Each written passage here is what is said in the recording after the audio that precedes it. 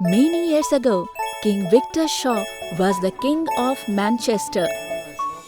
He used to follow his duty very efficiently, but he used to remain sad in his heart. The king and his queen, Maria, were childless even after 8 years of marriage. With the desire to get a son, the king used to call God every day and say, Oh God, you have made me a king. You have given me everything. I have never insulted your charity. I didn't harm or deprive anyone in the subjects.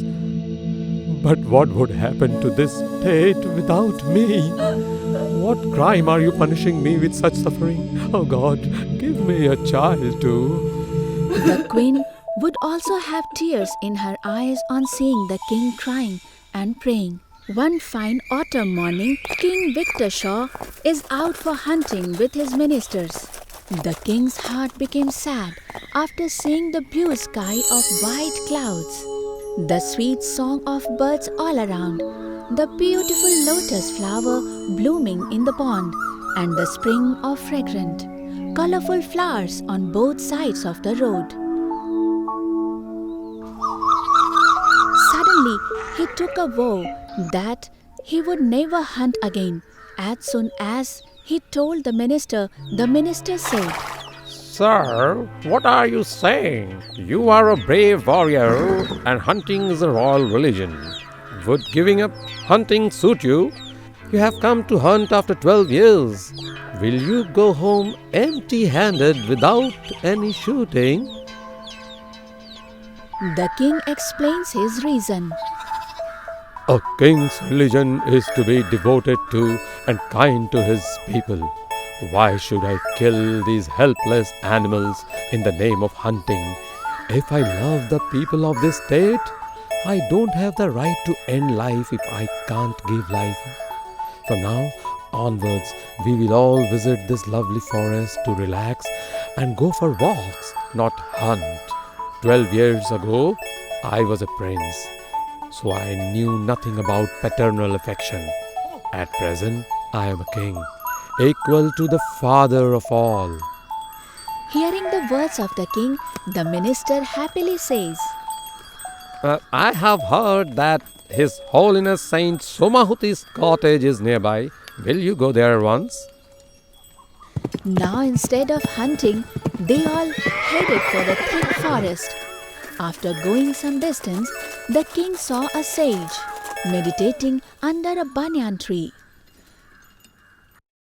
King Victor Shaw and his ministers sat at a distance and watching towards Saint. They were waiting for him to finish his meditation. After some time, Saint Stephens opened his eyes and spoke with a sweet smile. Who are you all? What do you want? With his hands folded, the king introduces the minister and himself. The king also admits that he is depressed about being childless. The sage tells the king, But I see that you will be the proud father of a wonderful child in future. King Victor Shaw asks out of curiosity. All the loyal physicians and doctors have admitted defeat and stated that a child is not in my destiny. How is it possible? The sage says, Karma determines the outcome of our life. Whatever we enjoy in this world is the result of our deeds from past. You are a king. It is your duty to fight for the protection of the subjects or to give the death penalty. But killing innocent creatures is a big sin. So never kill any creature. The king recalls that he once shot a young fawn with an arrow while it was drinking water while he was out hunting 12 years prior. When the mother, who was nearby, heard the fawn's cry, she went over, smelled the baby, and made a strange noise while crying. Prince Victor Shaw immediately left without taking the child after witnessing the heartbreaking scene. And despite having many thoughts about going hunting, he ultimately decided against it. King touches the sage's feet and says, Sir, I now understand the reason why I haven't had a child since I killed a fawn and separated it from its mother 12 years ago. The sage smilingly touches the king's head and says, A sin remains a sin until it is atoned for. Having made atonement, you are now free. The sage gives a fruit to the king and says, On a full moon night, give your wife this fruit. The newborn will arrive. If you have a son or a daughter, make sure they both receive the same care and education as they grow up. When King Victor Shaw gets back, he tells his wife everything. The queen ate that fruit 2 days later, on a full moon. And when the queen gets pregnant, joy spreads throughout the kingdom. The king takes special care of the queen.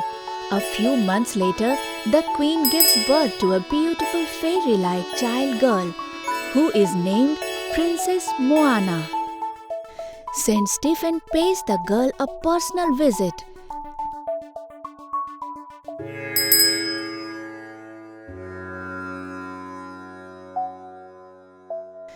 King Victor Shaw tells to Sage that although he is very much happy having a daughter rather than a son, but still he has one regret in his heart. Who will guard this kingdom? Hearing this, Sage tells the king, Okay, I grant your daughter the boon that she will grow to be invincible. She will work for the state's welfare and defend it from any harm from any other kingdom. The saint advises the king. The princess must be given every possible education, including the art of war. You will have my blessings always. After learning this, the king makes the decision that Princess Moana will receive the same education that he would have given to a son. A wave of happiness is sweeping the state. In addition to providing the kingdom with free food, the king cheerfully donates gold coins to charity. Everyone cries out in joy as a new heir to the throne joins the royal family.